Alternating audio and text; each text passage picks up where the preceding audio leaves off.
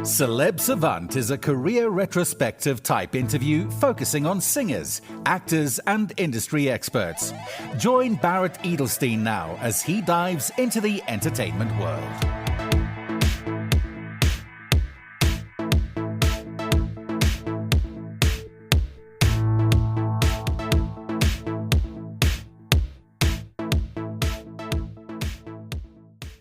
Namibian-born South African-based singer-songwriter Nianell pursued formal music studies in South Africa through a scholarship. In 2001, she released her critically acclaimed debut album, Who Painted the Moon? The ethereal title track resonated far beyond South African borders when New Zealand soprano Hayley Westendra covered it, propelling Nianell's songwriting prowess to international acclaim with over 2 million copies sold worldwide. Back home, the album achieved platinum status, further illuminating the captivating, almost celestial quality of her voice. From sold-out concerts in Germany, Ireland, Israel, Australia, New Zealand, Russia, New York, and across Southern Africa, Nianell proved to be an artist of remarkable versatility. Her second album, the platinum-selling and two-time South African Music Award-winning Angel Tongue, firmly established her as a cornerstone of the South African music industry. Her song We'll Find a Way won her the South African Music Award for Best Female Composer in 2005. The ensuing years brought a cascade of multi-platinum albums, chart-topping success, extensive tours, best-selling books, and prestigious awards. After a challenging period, Nianell embraced new aspirations, envisioning herself as a mentor and a spiritual influencer dedicated to serving others. This new chapter saw the birth of EMIT Change. Educational, motivational, inspirational, and transformation. A platform embodying her deepest desire to guide humanity towards a felt sense of oneness with all that is. Up next on Celeb Savant, we've got Nianell. Where in the world are you and how are you doing? Oh, I'm doing very, very well. Thank you so much, because I have moved from Johannesburg to a very small fishing village called Franskraal, which is about 45 minutes past Hermanus towards George. I've moved here just 1 month ago, so I'm very excited about being in this new beautiful space. How has your energy transitioned from the energy of Johannesburg to the smaller town? I think I have been craving this for so long that the transition was so easy and effortless, and everyone is like, no, you're gonna maybe get bored there, it's like nothing to do. I'm doing more here than what I've ever done in Joburg, because I just feel I am such a nature baby. I love the ocean, I love the fresh air, I love the sound of birds, I love the silence. So definitely I've been craving and longing for this for so long. So it's a huge relief. It's kind of like, aha, it's an out breath. It's like a Yes. Okay, so how did you choose the stage name Nianell? Where does that come from? Okay, so I was born Sonia, Sonia, Nell. And there's a second name as well, Aletta. And so Sonia, Aletta Nell, but I took the S-O away of Sonia, and then I just took Nia and I combined my surname, and that made Nianell. Because at the time when in 2000, like late 90s, when I started my music and everything, there was already a Nia, and there was already a Sonia Harold, and there was another Sonia as well. I wanted to come up with a name that won't be confused with other people, and so it turns out that the name Nia actually means purpose.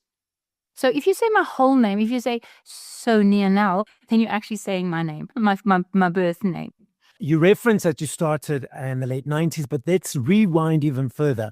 At what age, whether as a child or teenager, did you think, okay, I want to be in this world, creative world, and how did that journey progress? My mom always jokes and says I actually came into this world with a beautiful note. From the age of 3, I was already making up my own nursery rhymes. My mom said she always wanted to teach me nursery rhymes, and I was like, no, I'm going to make up my own. So by the age of 6, I already actually sounded like an adult when I sang. My voice was incredibly mature sounding for a 6-year-old. I think in the beginning, I sort of felt like this chose me. Like, I was born with it, and I kind of had to grow into it because I was a very introvert child. And now I have this huge voice.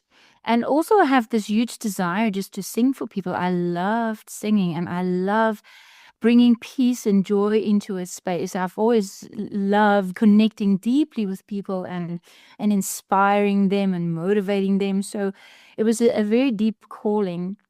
But I was teased a lot in school, because I think I was a very odd child. I am definitely a little bit on the spectrum because of, neurodivergent. I was a little bit of an odd child. When I was in school, if I put my hand up, kids would go, "Oh, sing us a song, sing us a song." So there was a time when I wished this wasn't kind of what I wanted to do, because it had to put me in front of people, because if you're a singer-songwriter, you need to sing for people.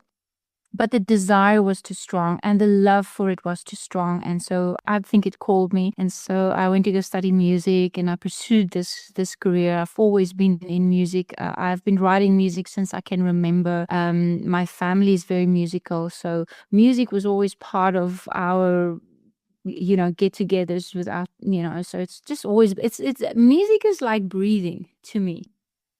So you referenced you studied music and you always been in music, and then you went the professional route after studying. Were there any aspects about becoming professional that surprised you that you didn't realize would be part of the process, which actually is and was part of the process? Yes. Well, when I moved to South Africa from Namibia, where I was raised and born, I thought it was going to be like 6 months and then I'm famous and then I can go back home, and that was kind of like my idea. But I very soon learned that it takes about 15 years for overnight success. I had to learn that any profession that you go into, takes some groundwork and dedication. And today I'll say, like it's 10% talent, but the rest is being determined, confident, believe in yourself, and really wanting it very badly. And most importantly, believing in yourself, because your life will be exactly as you believe. And thank goodness I had this very strong belief in my gift and in my talent. So I just didn't quit. I had a very strong idea of where I wanted to go. I've heard somebody say before, he was a famous photographer, and they said, what made him successful? And he said it was his ignorance. And I fully understand what he means, because I was so ignorant. I didn't understand the industry. I knew nothing about it. And I think that was my saving grace, because when we know too much, we never really take that risk. But if we know nothing, we just kind of believe in ourselves. And I really did believe in my voice. I believed in my message, and I still do. I can tell you one thing. As I became more and more and more famous, and got to know the industry more and more, I did fall into becoming a little bit more skeptic and lost the faith along the way, which was probably part of the process. But I am happy to say that I feel like newborn again. And I think that's the quality that you need to make a success in any industry, is like that unwavering faith and belief in whatever your product is or whatever you do. That's got to be there. And sometimes ignorance, not knowing the industry, not knowing how things works, so you kind of go in blind only with this faith. I believe that's what's needed. So that is what I learned along the way that I didn't expect. You referenced that you expected it to take 6 months and then it took longer. Besides the faith, was there any aspects that kept you going through those times that it was taking it longer, or was it just the faith and the belief? I didn't have a back door. I never even thought of doing anything else. For me, I was just, this is it. My passion for it was so big. And I think if you have a back door, if you have something else to fall back on, you might quit. But for me, this was the ultimate. This is, my life. This is what I wanted to do. So for me, I think that really helped to stay determined and motivated. And just my great love for creating music and sharing it with people. How do you create a song? Every song in itself is very unique and different. So sometimes I just walk down the street and I'll hear something like the wind blowing something on a washing line, or I'll hear someone whistle something and immediately a frequency will come to me because I'm clairaudient. So I actually hear more sounds and frequencies than what the normal ear hears. I listen to a lot of different frequencies. So I hear music in everything. I hear it in the trees. I hear it in people's vibrations. And so often I will be in a moment, I will just hear something and it'll strike me and I will remember the melody, or I'll hear a melody in it, or I'll hear the vibration in it. Sometimes the lyrics will come first. Sometimes, mostly, I must say, it is the frequencies, it's the melodies.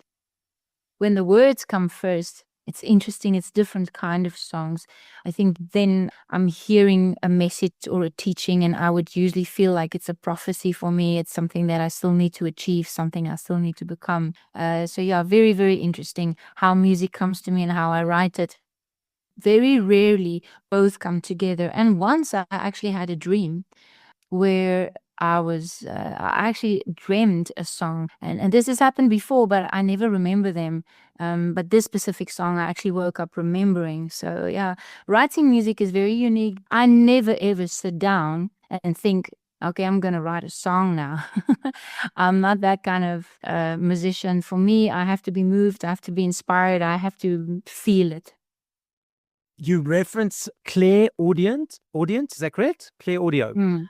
You also reference feeling. So I'm not sure if you are aware of NLP, neuro-linguistic programming. So that's the way people process information. And we've got the 3 processing skills. So for the listener, we've got visual people, and they process information through pictures.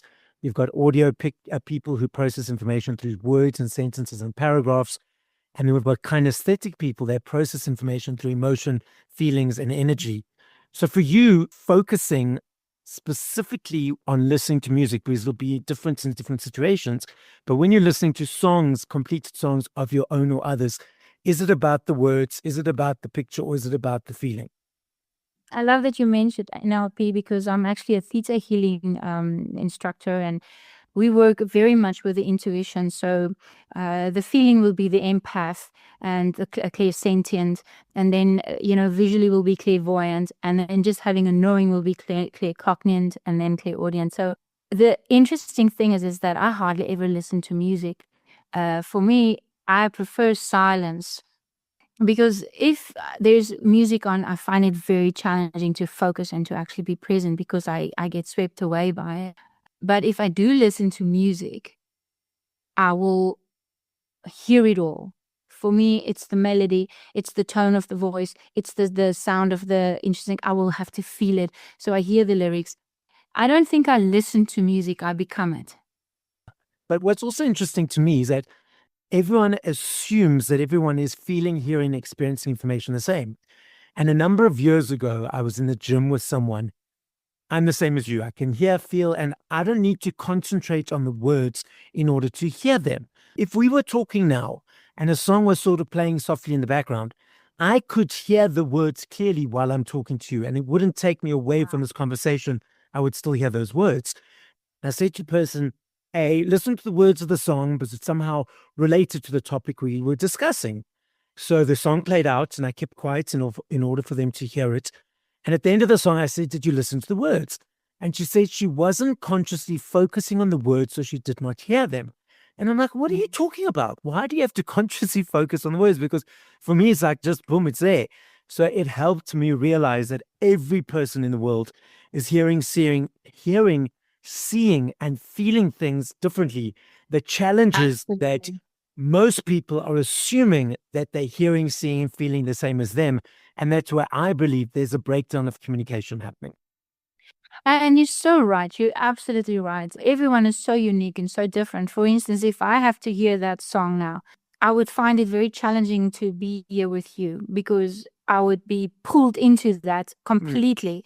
It will pull me that way and I won't be able to hear you. Quite often people with clairaudient abilities get overstimulated with all the sounds because they hear it so intensely, they move into it and they become it. So I had to learn very much to kind of like tune out a lot of things in order to stay very focused here because I hear so much But you're absolutely right. We all perceive things and feel things and see and hear them differently. And we do think that everybody believe and feel things the same as us. So you're right. When I start talking to you, I come from the assumption that you know what we're talking about. But you could be coming from a different place completely. So yes, I think to be great at communication, there's a reason we have 2 ears and just one mouth. We should listen a lot more than what we speak, because that is so important to see, where does somebody come from? What are they actually trying to say? And people don't just communicate with their words, they communicate with their energy, with their body. What they're thinking and feeling actually, for me, speaks a lot louder than what they're saying. And so, being clairaudient, you can actually pick up on the vibration and the feeling of what somebody's thinking and what they're feeling and where they're going in their minds. And so quite often you're only hearing and feeling what they're actually feeling and thinking, and not really what they're saying. And that takes practice to understand, because that can confuse communication a lot more when somebody says, no, but I didn't say that, but you heard it. But they didn't verbally say it, but it was there, they were thinking it, and that can create a whole argument. There's also another thing that I find, that there's a dictionary of definitions. So, for example, my definition of the word control is different to yours. So when I say feel like I'm under control, I've got an underlying definition. It's not the dictionary definition. It's sort of our own interpretation of that word. And your interpretation or dictionary definition of control is different to mine.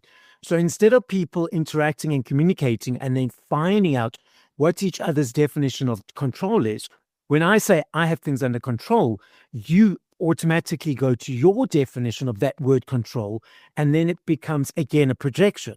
So there's that other nuance, which I find very interesting as well.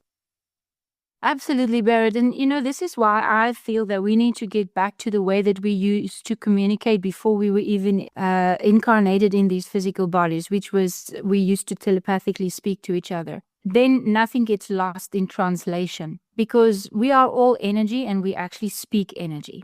Just because we all speak energy doesn't mean that we can understand it and interpret it. So yes, when you use the word control, it might have a complete different meaning for you than what it has for me. And so I believe in part of what I do, and the reason why we created a training program called EMIT Change. EMIT standing for educational, motivational, inspirational, transformational, and emit meaning this energy, this frequency, this vibration that you are emitting. And if we can get back to learning to understand vibration, everybody, you'll go into a room and say, oh, that person has a vibe. But what you're picking up on is in the energy. And so I believe that what you're talking about is getting back to understanding energy, listening and feeling the vibration, and then you will truly be able to interpret correctly, energetically wise, what somebody's trying to communicate to you. I actually teach this in my courses and in the training programs that I offer, because I believe that we are extremely limited by the words that we use. So tell us more about the courses that you do. So I have a 90-day training program called EMIT Change Training Program to assist you, basically to sort of help you reprogram your feelings and your way of thinking. For me, the most fundamental thing is you have to feel it to be it. Now, we all know that we have to be positive and we have to use the right words, and you have to, use your affirmations and all that kind of things. But knowing something doesn't change it. Feeling it is when you actually create transformation. All my work is focused on assisting people to feel, because I believe that we have become masters at not feeling on this planet. We numb our emotions and we suppress it and we file it, and we just don't want to feel. And our feelings is our roadmap. It's our guidance system here. When we feel good, there's only two feelings, feeling good and feeling bad. When you're feeling bad, you have forgotten who you are and what you are a part of. When you feel good, you know who you are and what you are a part of. You remember. And so feelings is not something we have to become or fall into. It is a guidance system. We must never take our feelings personally. We must just allow it to guide us.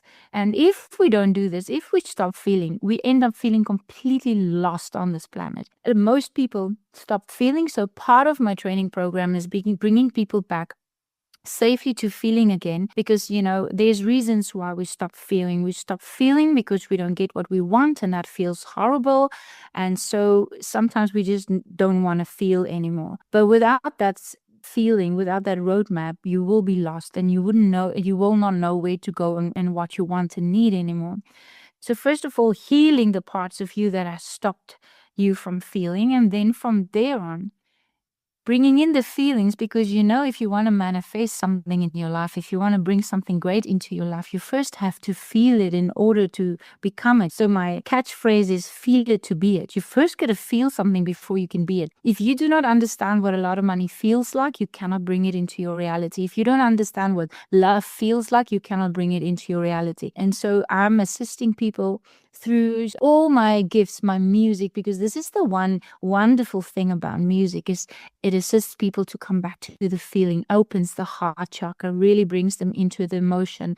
And from there on, we can access the feelings that we need in order to bring all the abundance that we desire into our reality. What was the inspiration to start this course and this training that you reference? So for me, I was fully immersed in my singing songwriting career, and then in 2012 my mother passed away, and that kind of woke me up. That was a very big shift for me, because I realized that I wasn't feeling for a long time. And then when my mom crossed over, it was sort of like shocking me back to feeling and waking me up to feel again, and suddenly I felt everything again, and I realized I had to make a lot of changes in my life. And so I went on to this healing journey. I did my PhD in metaphysics. I studied theater healing. I did sound healing. I did all the modalities that you can think about, just to kind of understand what's happening with me, and and understand what it is that I'm hearing. Because when my mom crossed over, I heard her very clearly, and a lot of my intuitive abilities opened up more. So on this journey of discovering and just becoming my authentic self, I learned all these skills, but knowing it didn't change anything for me. In fact, it was almost like things were just becoming worse and worse. And so it all came to a close sort of in 2023, when a whole lot of people passed away in my life. My children moved to Amsterdam. I was diagnosed with melanoma cancer, and it's almost like everything just came to a completion. And I actually felt like I was going to die. But what was dying was this attachment to an identity that I used to have. And the longer we hold on to these identities, these personas, these personalities, that we think we are. I mean, we have so many versions, but when you attach to an idea of yourself and that falls away and you cannot let it go, things can become really, really tough for you. And so it was that year that I actually went into a very deep depression, and I realized that knowing something doesn't change anything.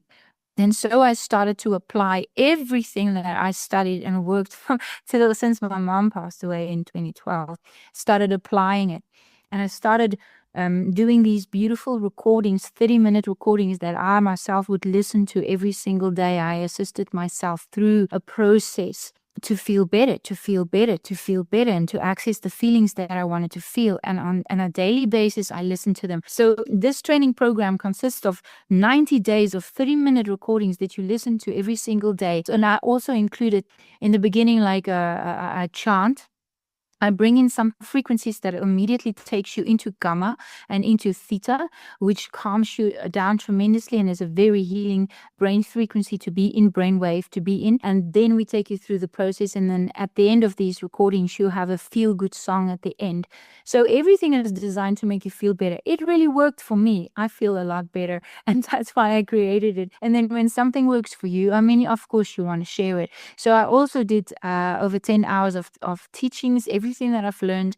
So it's a really jam-packed training program. And I believe that if you are committed and you work your way through this 90-day program, that it doesn't matter how you feel when you start, you are for sure going to feel very different at the end of this and feel more like you are creating your reality rather than life is happening to you. What's coming up next over the next period of time? So I am currently launching a book. This is my third book. My first book was called Knowing Who I Am, and this book was published worldwide by Hay House. And when you write a book called Knowing Who I Am, it's almost like an invitation to the world or to the universe to go, okay, let's see if you really do. In the interim, I wrote another book called Life Simplified, which is a very short little kind of just a little guidebook to simplify very complicated stuff. But this book is called A Song That's Here Unsung. Finally, I realized that we can never really know who we are because we are infinite beings. Everything else is just a version or just an identity. It's just a feeling that's going to come and go, concept. But nothing that you can see or perceive is who you truly are. And this book is called A Song That's Yet Unsung. When nothing is known, anything is possible. It's my journey of really letting go of everything that I used to think I know. And it's me stepping into the unknown, because today I truly understand that the more you know, the more you realize that you know nothing. And I think it's a wonderful place to arrive to just say, you know what, I don't know. I don't know anything. I'm just here. I'm enjoying this life that I am, because we are life. I don't believe we have a life. I believe we are life. And as life, I just want to be. I have written so many songs called Just Be, and life's gift to me is just to be. And I believe that is perhaps that is why I came to this planet, to see if I can actually just be. Because I think as human beings, we think we have to do, and we are not human doings, right? We are human beings. So I think if I can accomplish that in this lifetime, I will feel very fulfilled and satisfied. So you've got the book. Any new music coming out? So yes, I'm always writing, always composing. There's a project that we're working on, that I am creating actually beautiful music for each one of these cards. It's called an Awakening Frequency Card Deck. And people can actually, if they go to my website, emitchange.com or nianell.com, anyone will take you to that. But that's a project that's probably going to take us another 3 months or so to finish. And I'm very excited about that. Each card has its own original chant that is activating. It's activated. It's called activation cards. So I sing the frequencies of, for instance, whatever the card is saying. So if it's forgiveness, if the word is forgiveness, I access the frequency, the vibration of forgiveness, and I sing that frequency in the card. So when you listen to these cards, it's designed to activate within you the frequency of, say, for instance, the word forgiveness, or whatever card you've chosen for yourself. That's another project that we're working on, and we're almost done. And I can't tell you, we've been working on it for 2.5 years, and I'm really so looking forward to launching this.